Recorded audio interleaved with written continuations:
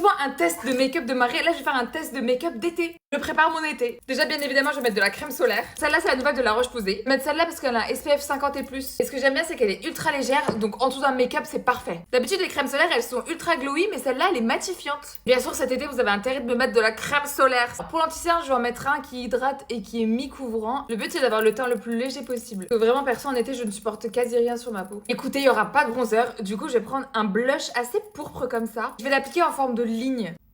Par contre, la ligne, on la laisse pas comme ça. Genre là, il y a trop de démarcation, donc on va estomper. Pour bien blender avec le blush, je prends le Beauty Blender. Par contre, été ou pas, mes sourcils, je vais toujours les remplir. En été, je fixerai mes sourcils parce que je veux pas que la transpiration les fasse bouger. Je sais pas comment expliquer, mais je veux qu'il y ait un épi. Évidemment, on veut des taches de rousseur.